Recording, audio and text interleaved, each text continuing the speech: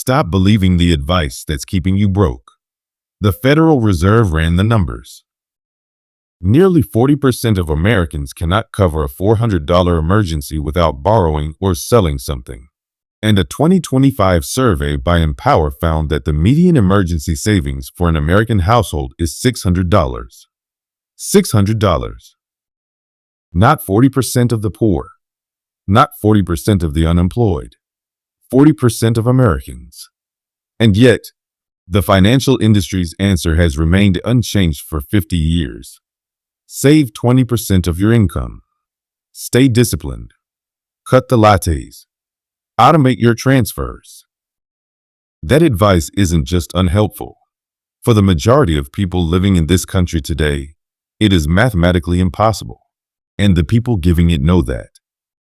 Today, we are going to dismantle the savings myth with raw and forgiving math and replace it with what actually moves the needle when you are starting from zero. Let's define the lie precisely. Because the most dangerous lies are never completely false. They are 90% true. Saving money is not a bad idea. But saving money is a primary wealth strategy. When you are earning under $60,000 a year in 2025, is not a path to financial freedom. It is a treadmill. A very expensive, very well-marketed treadmill. Here is the math. The median American household income is approximately $56,000 a year. After federal and state taxes, you take home roughly $43,000.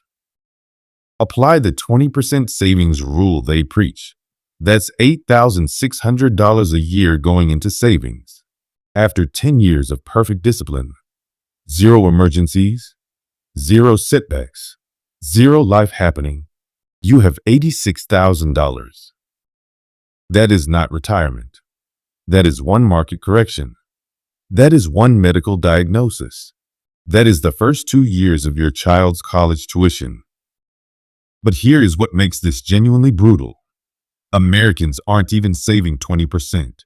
The personal savings rate in the United States right now sits at just under 4% of disposable income.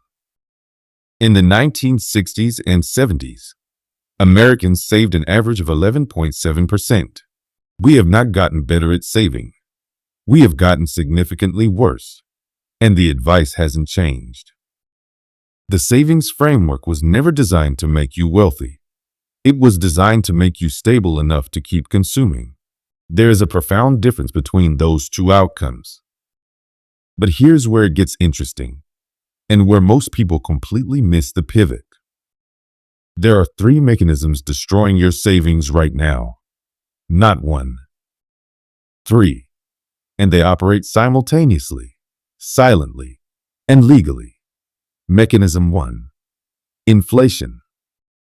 When you deposit money into a standard savings account, the kind your bank has been nudging you toward for years, you earn somewhere between 0.5% and 1% annually. The average annual inflation rate over the last 5 years has been approximately 4.5%. That gap, that is the silent tax on your discipline. Every year you save in a low-yield account, your purchasing power shrinks. You are working hard to fall behind slowly. Even with a high-yield savings account at 4 to 5%, you are essentially running in place. You are not building wealth. You are fighting erosion. Mechanism 2. Opportunity cost. This is the number nobody shows you, because it is not a fee. It does not appear on a statement, but it is the most expensive thing most people never calculate. The S&P 500, the 500 largest companies in America, has returned an average of approximately 10% annually over the last 50 years. Not every year. Some years it crashes. Some years it soars. But averaged over time, 10%. Now take that same $8,600 a year. Instead of a savings account at 1%, put it into a broad index fund returning 10% annually. After 10 years, you don't have $86,000. You have approximately $149,000. After 20 years, $540,000. After 30 years, $1.5 million. Same income, same discipline, completely different outcome. That gap between $86,000 and $1.5 million, that is opportunity cost. That is what saving instead of investing actually costs you over a lifetime. Mechanism 3. Income stagnation. Here is the uncomfortable truth the entire budgeting industry refuses to acknowledge. You cannot cut your way to wealth. You can only grow your way there. Expense minimization has a floor, 0. You cannot spend less than nothing, but income has no ceiling. Telling someone earning $35,000 a year to save their way to financial freedom is not financial advice. It is arithmetic mockery. The problem was never the lattes. The problem is the income to cost ratio, and saving doesn't fix that equation. Only increasing the top line does. So if saving isn't the answer, what is? And more importantly, what do you do when you have nothing to start with? The framework that actually builds wealth from zero has 3 stages. Not 5, not 20, 3, and the order matters as much as the actions themselves.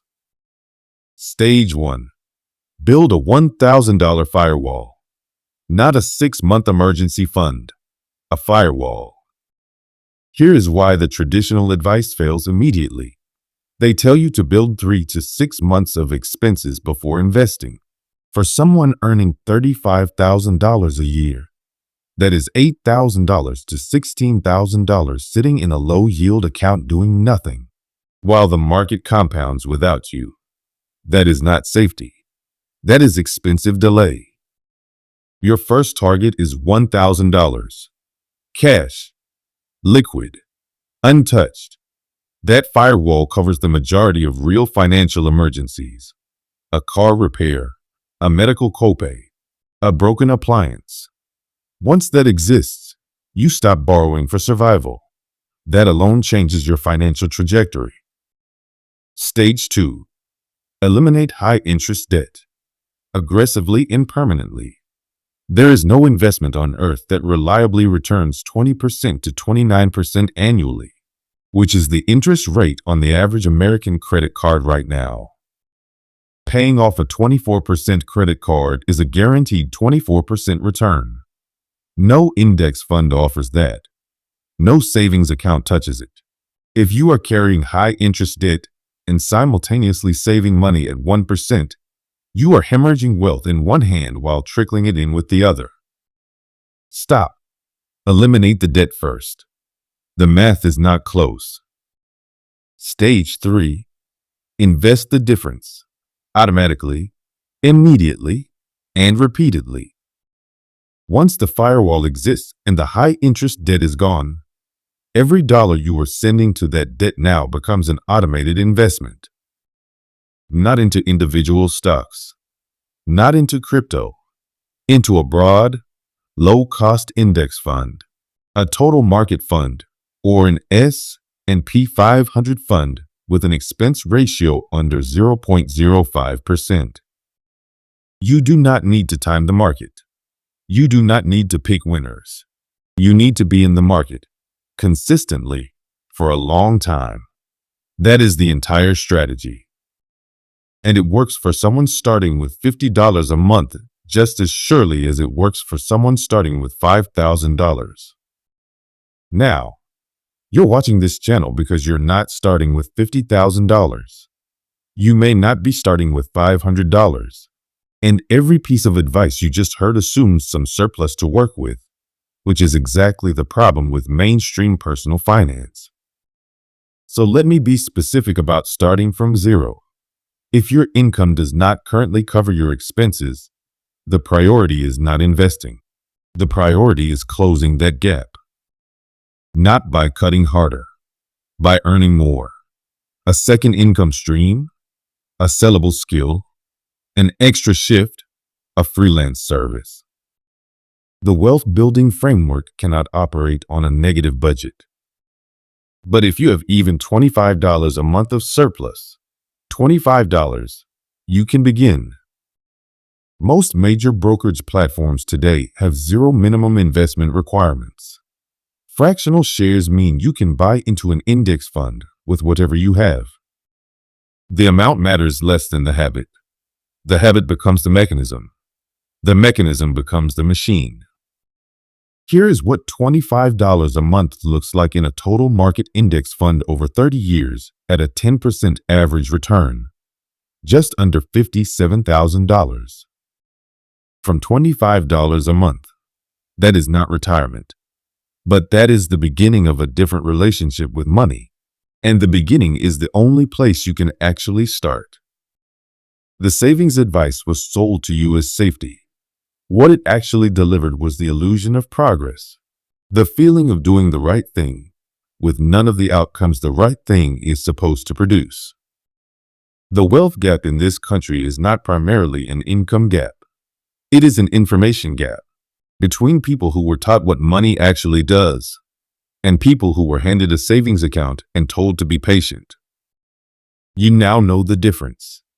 What you do with it. That is the only question that remains. If this dismantled something you believed or confirmed something you already suspected, subscribe, because we are just getting started. Next week, we are running the math on emergency funds, specifically, how the traditional 6-month rule may be quietly costing you a decade of wealth building. And the numbers are uncomfortable. Are you prepared to see them?